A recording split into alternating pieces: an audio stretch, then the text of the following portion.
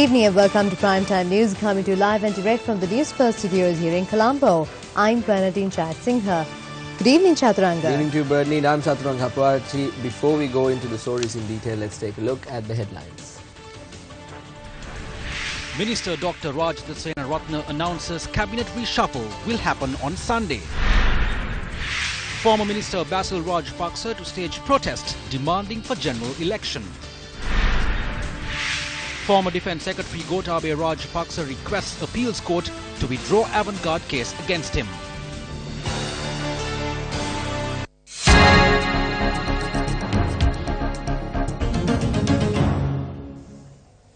The program for the prevention of drugs at rural level began in Ambalipitia today under the theme Gamahada Gamo, a concept of President Maithripala Sirisena. The initiative is in effect under the Drug-Free Country National Program. The objective of the program is to create a peaceful Sri Lanka and obtain the contribution of the rural community to eradicate drugs. The program will focus on minimizing the production and sale of illegal drugs in the villages, uniting the village folk to fight drug peddlers and encouraging those involved in such trades towards other jobs. The initiative will also take measures to rehabilitate drug abusers and create awareness on the use of drugs among school children. Ratnapura දිස්ත්‍රික්කයේ මාසිකව අලෙවි වන Over 3.8 billion rupees or something close to 3.9 billion rupees worth of cigarettes and alcohol are sold in the Ratnapura district a month. In the Colombo district, over 7 billion rupees of cigarettes and alcohol are sold a month. A person who uses narcotics has no value for his or her own life. That person is always aware of the dangers of using them and how much it would shorten one's life. Given the crumbling household economy and how much they are rejected by society, if they use these 3.8 billion rupees that they spend for cigarettes for the development of this district and all this money got collected in a till in the area, would you even need government funds? Would you need foreign aid? Not a single government has been able to allocate 3.9 billion rupees for the development of the Ratnapura district. When you consider the country's national income and national economy, these are the tiny examples which should be looked at.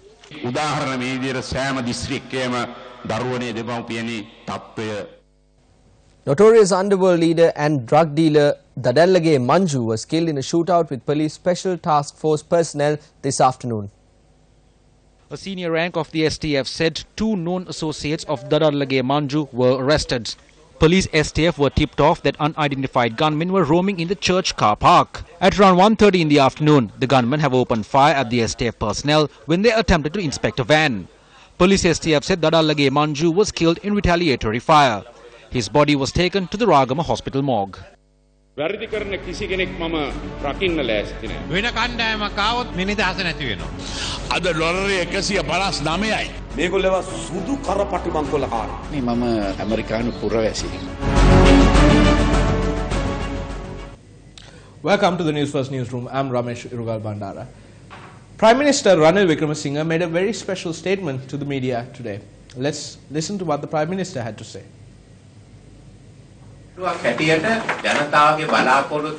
We accepted the facts. We as a government failed to fulfill the aspirations of the people. We have decided to move ahead, taking the results into consideration. There will be a change in ministers and their subjects within the government, steered by the President. We will also see to the strong policies of the government. The United National Party is committed to build a new breed of young leaders. These young leaders are among the ministers and the parliamentary group. They are among the provincial councillors and the party members. We have been given a mandate and we must work within that. We cannot step out of that. We need to have a dialogue. Traditionally, we hand it over to the seniors. But as we are going to create a new breed of young leaders, I have handed over this task to a group of them. We will appoint a team to work on restructuring the party. We hope to plan it out in a month and move ahead. Now, it certainly isn't the first time that Prime Minister Vikram Singh has made similar statements. Of course, the United National Party is well known. It is one of the oldest parties in the country and is the single largest political party in the country till today. However, over the past 24 years, the numbers that they've been pulling in at the elections have been gradually declining. Let's head over to this side to look at the UNP voter base over the past couple of years. As you can see, if you consider from 1994, 44% of the voter base was for the UNP, aiding dropped down to 40% in 2000, 46 in 2001, that was when they won an election, 38 immediately after being in power, going down to 29 and coming up to 46% once again. This was with the resurgence that came in with fielding a common candidate after fielding a common candidate. Now, the latest symptom in this long drawn-out disease is the results of the local government elections 2018, which is right here. So from 46% in 2015 to 32.61% after the conclusion of the local government elections. So the numbers, they speak for themselves. Now, with the election defeats, there have been calls for changes in the United National Party leadership. We recall in 2000 when Gamini Atukorala led a voice for change in the United National Party. The UNP leadership cleverly changed a couple of positions, appointed a few people to different positions in the United National Party, and overcame this call for change. In 2004, after being in power and losing an election, there was another call for change. This time, they appointed a committee, and that was the Pandit Ratna Committee. Now, this committee brought forward a number of good proposals for reforms to be made within the United National Party. However, unfortunately, many of these proposals were not implemented, and instead, they again did what they are used to doing. They changed a couple of seats, changed a couple of heads in the leadership of the party. The leader did not change, and this challenge was once again overcome. In 2009, there was another rebellion inside the United National Party. This time, the youth of the party took the lead in calling for change. This time, they avoided this rebellion by appointing a committee on leadership with people like Vijaydas Rajapakse and Joseph Michael Pereira in order to overcome this crisis. After 2009, in 2010, there was a presidential election, and eventually the reforms led way to the United National Party not fielding their own candidate at the presidential election and instead supporting common candidate Sarath Fonseca. 2012, there was another call for a change within the United National Party. This is when the rank and file of the United National Party marched on Sirikota, the UNP party headquarters. They marched on Sirikota. As the UNP rank and file were marching on Sirikota, there were calls that were made, and eventually there were RDA workers working right in front of Sirikota as the people were marching in, paving the road, blocking the way for the protesters who were coming in. Again, the leadership cleverly weathered the storm by appointing what they call a leadership council, which is nowhere to be heard today. Now, it is during this time, in 2012, that the late Girambe Anandathero wrote to the UNP leadership. In a letter to the UNP leadership, he noted that he had attempted to meet with them on 27 occasions, but had failed. He had also stated that as long as the United National Party does not feel or understand the pulse of the people, the pulse of the masses, it will not be able to regain its former glory. Since 1994, the party has faced defeat after defeat, and there have been many positions that have changed, except for the leader of the UNP. Many positions in the UNP have changed since 1994. There have been many heads that have been shuffled in and out. And as a result of this, there were many people who were disillusioned by it, and this eventually led to about 38 or so parliamentarians abandoning the UNP at one point and crossing over to other parties.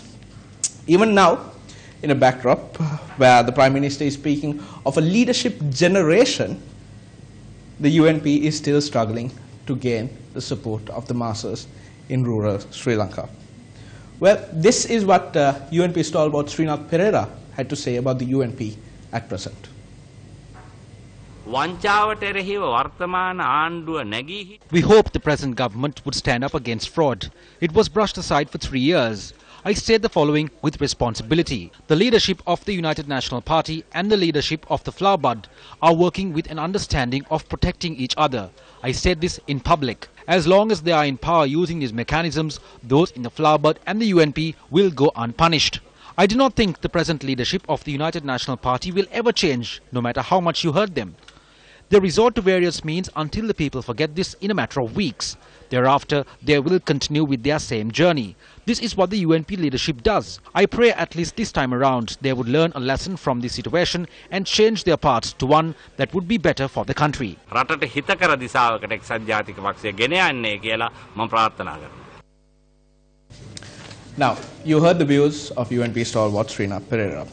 Sujiva Senasinghe and P. Harrison, ministers in the current government, reflected on the outcome of the local government elections, addressing the 27th conference of the National Union of Post and Telecommunication Officers. This is what they had to say.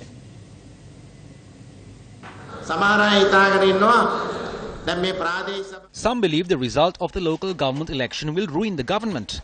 This is an opportunity for us to rectify our flaws. We must think more about the people. If we cannot identify the pulse of the people, they will give us a red light. They have done so. You must be prepared to make it green. We have been given the message. If you cannot do so, prepare to leave.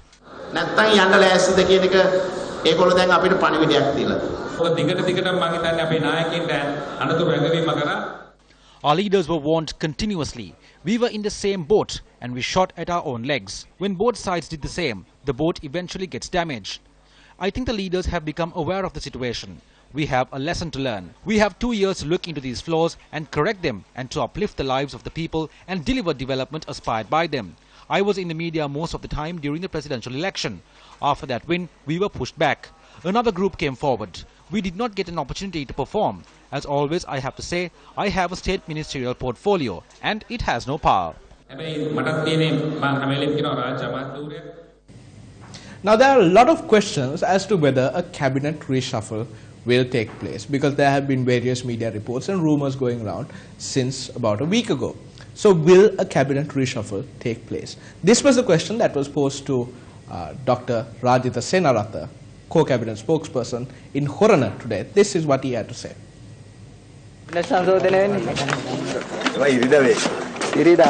සර්ගේ මේ අමතේ වෙනසක් වෙනවද? ඒකෙදි බලන්න ඕනේ ජනාධිපතිතුමාගේ අහනවා. ඒකට මේ නීතිය සාමය දෙනවා කියලා ආරංචියක් තියෙනවා. මේ තියෙන සාමය ඇති. සර් දැන් ආණ්ඩුවේ මේ පාතාලේ වැඩි වෙලා තියෙනවා. අදත් මේ STF එකයි මේ පාතාලේ අතර වැඩි හෝමාරුවක් වෙලා තියෙනවා.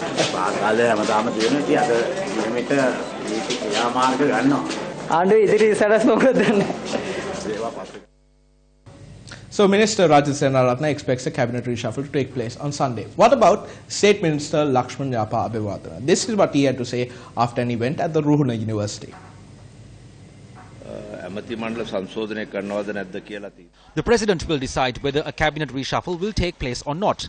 The media reports are only hearsay. I cannot state when the President would make a decision or what type of decision he would make. We do need a cabinet reshuffle because the people of this country have cast a vote against the government for various reasons. We need to accept it and make changes accordingly. Now, addressing an event today, Parliamentarian S.M. Chandrasena of the Joint Opposition elaborated on certain experiences that the Joint Opposition has had to face these days. President Maithripala Sirisena said if all members from the Joint Opposition and the Sri Lanka Freedom Party stand together, there will be 96 members, and with that number, he can form a government. Assuming there is some truth to it, Mahinda Rajapakse gave his consent. In the end, it was all false propaganda. Though we were prepared, they were not. They want to be as they were. It is clear. If they continue like that, the entire family is in ruin. We cannot betray the millions who voted for the flower bud. We are being deceitful. The people will be deceived. We are not prepared to do that. We will continue with our struggle.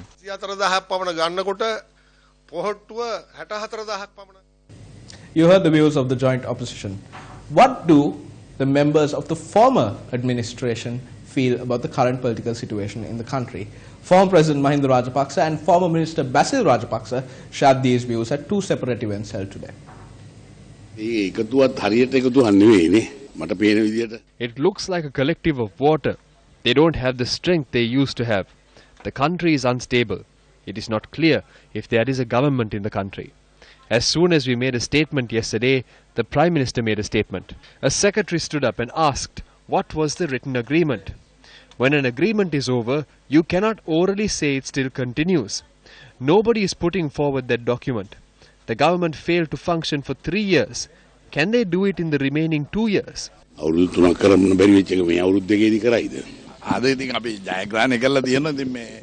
We have achieved victory.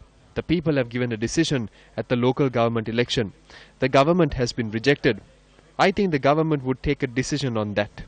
Our main objective is to call for a general election. The joint opposition has decided to demonstrate, demanding a general election. From the Rajapakses to the Bandaranayakas, former President Chandrika Bandaranaike Kumaratunga expressed these views on the national government, her sentiments on the national government, to the media during an event in Kampala.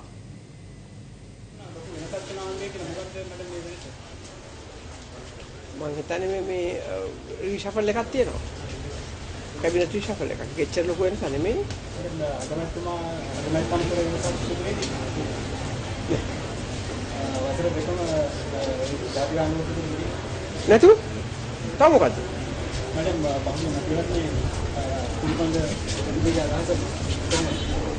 Mati warna apa tu? Sama haru di luar, sama haru perdu na eccana. Ila ke sarita itta dia no. Untuk ni meteran jantar udah udah terjadi, itu ni mana pe bala kene.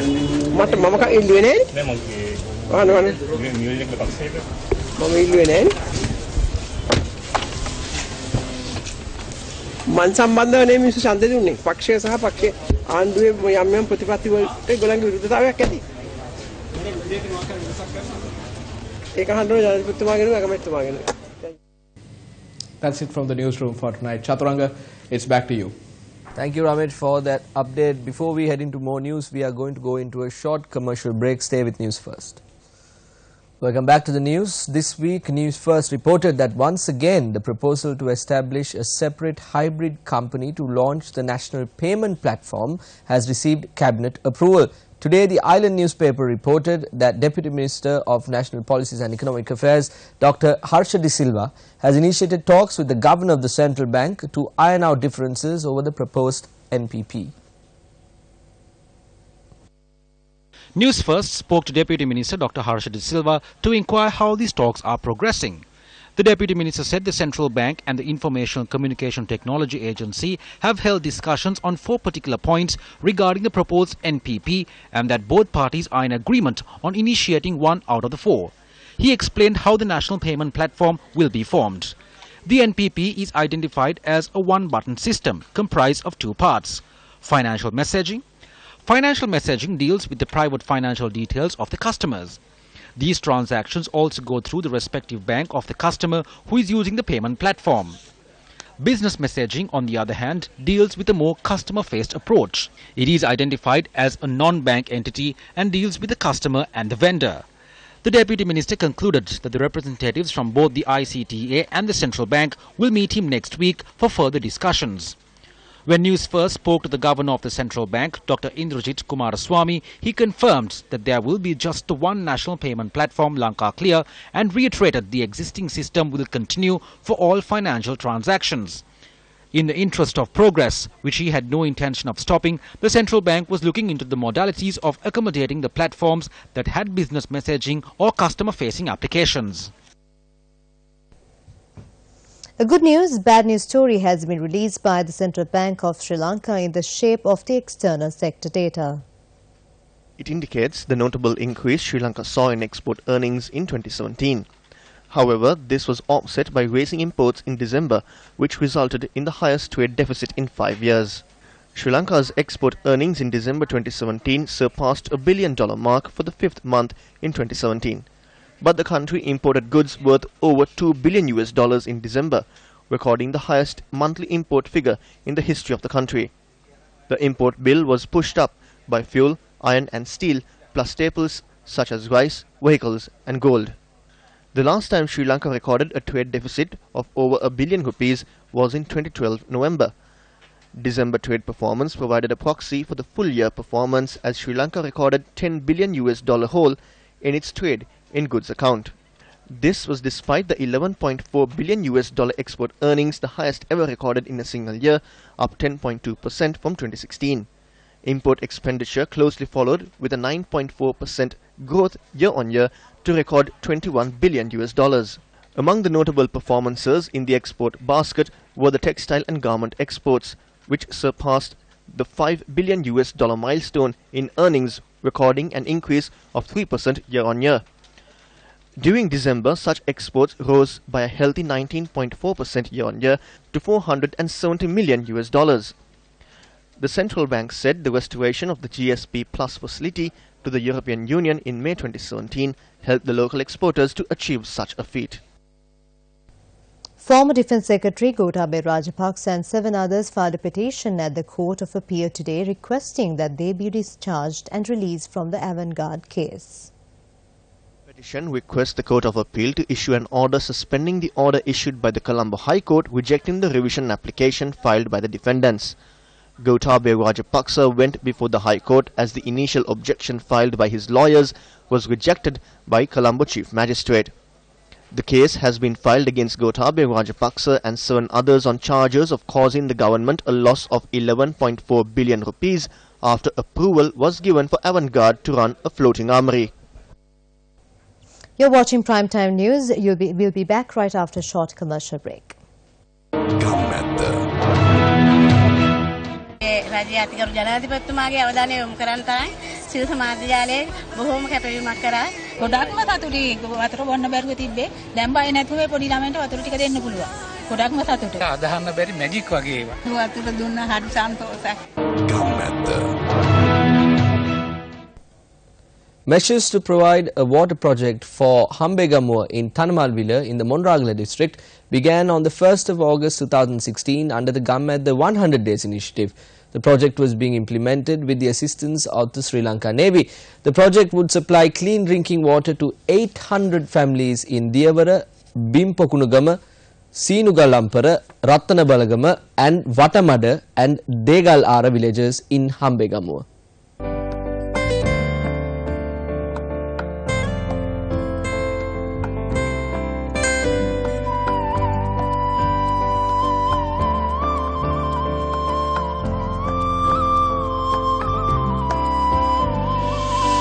It's all me, egos cast aside. Let narrow-minded ways die with the tide. We're common people, for the people. Light up a spark from within your heart. You are my brother, no matter the color, 'cause love will find a way.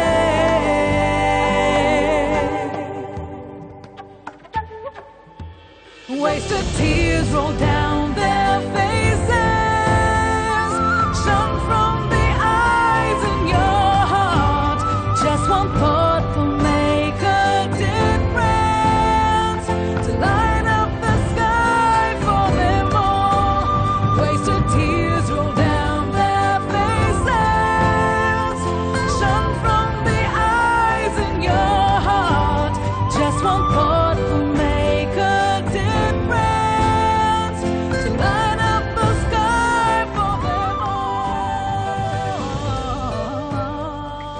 Though the project commenced over 2 years ago, Newsfirst, the Gammadda team has been constantly looking at what is going on and following up on the project details. Now, these are projects that are carried out with the money that is provided to us by the people. We had a look at what is happening at the location in the recent past as well. Let's now take a look at the situation in the area today. අපි ගම්මැදට පින් සිද්ධ වෙන මේ පිරිසුදු වතුර ටිකක් බොනවා. ගොඩාක් දෙනකොට වක්ගඩුව අමාරු සැදිලා තිබුණේ. අපේ බඩ දැවිල්ලයි අපිට මේ වතුර බොනකොට. වකුගඩුව වලින් පෙළෙන පළාතක ජීවත් වෙන අපිට මේ වගේ සහන ලැබෙනවා කියන්නේ විශාල සේවාවක් කරලා තියෙනවා. As mentioned earlier on, it is because of the donors that these people are now able to have clean drinking water in their own village. These people had to walk for kilometers to get or obtain clean drinking water for consumption. Now, through our donors, these people are able to receive clean drinking water and to consume clean drinking water. It was the donors of these projects who have made all of this happen. මේ ගම්මැද්ද වැනි වැඩසටහනක් මම හිතන්නේ කිසිම කෙනෙක් කිසිම ආයතනයක් විසින් ආරම්භ කළා මේ විදිහට පවත්වාගෙන ගියයි කියලා. තාමත් හොඳ වැඩ කරනලක් මේ මෙතෙක් කල මේ ජීවිත කාලෙදි දැක්ක හොඳම වැඩසටහන. පුතාලම එක තායික කරන්න මොකක් හරි. Suresh Subramaniam was selected as the new president of the National Olympic Committee. The NOC elections took place today for the first time in 9 years. All 31 sports associations cast their vote during the election. However, one vote was rejected. Suresh Subramaniam from the Sri Lanka Tennis Association was elected president with 18 votes, while Rohan Fernando from the Amateur Rowing Association of Sri Lanka only received 12 votes. Maxwell De Silva was